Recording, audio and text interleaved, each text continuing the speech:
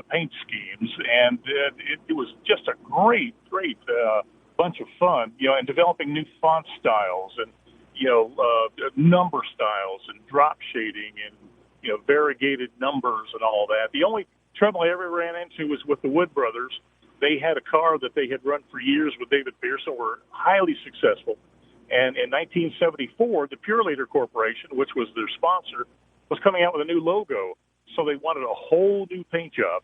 And the Wood brothers, being extremely traditional, they said, no, if it ain't broke, we're not going to fix it. We don't want anything changed. So I had to work with the corporation and the Wood family and come up with a compromise of something they would both be happy with. And a few changes, but the Woods ran that paint job for a number of seasons and had some of their biggest wins with my paint job. You have written a couple of books. Your best-selling book is NASCAR Vault. Tell me a little bit about that book. I'm not familiar with it. Okay, that was a lot of fun.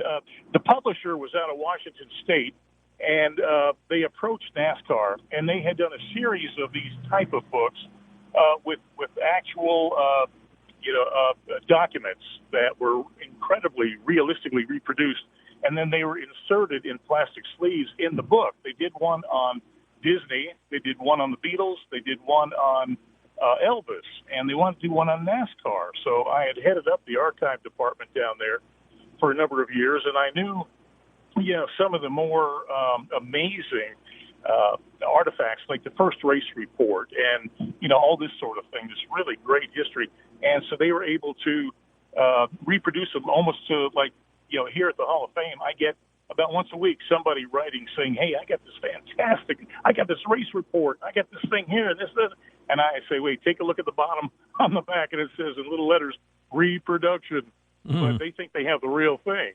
But what we did, Herb Branham, who was a co-writer on that book, he was the head of communications for the Cup Series. He and I wrote the history of NASCAR, and then we had all these amazing documents that were inserted in the book, and they went along with the story of the sport.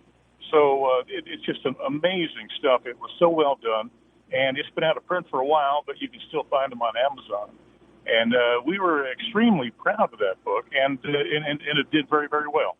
Buz McKim is with us. He is NASCAR's Hall of Fame historian. Give me a job description with that title. Okay.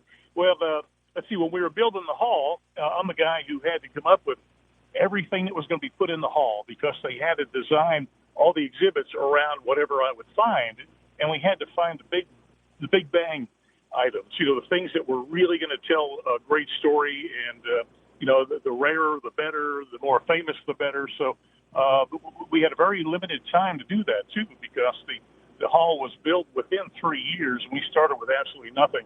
So I had to scour at the time it was a Rolodex and call in a bunch of favors and check with collectors and come up with things that we had. We would have maybe 500 items when we opened in 2010.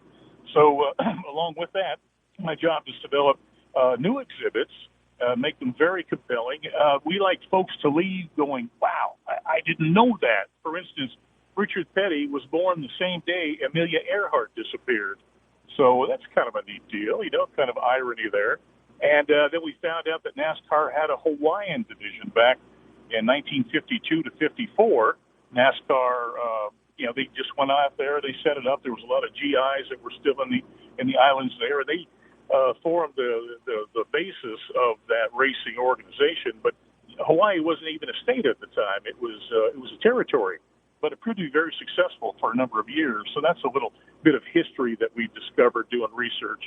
And I do an awful lot of writing when we have the Hall of Honor put together for our new inductees each year. There's a tremendous amount of copy that goes with that, captions for photographs and biographies and databases and all that. So we like to call it job security in the exhibits department. What did you find to be the biggest challenge, and you still find on a day-to-day basis to be the biggest challenge with the hall? Yeah, I think probably to come up with stuff that people hadn't heard of before, or to come up with that artifact that blows everybody away. Like we found the original information sheet that Dale Earnhardt Sr. filled out in 1975 to get his first Cup Series license. And the NASCAR News Bureau required the drivers to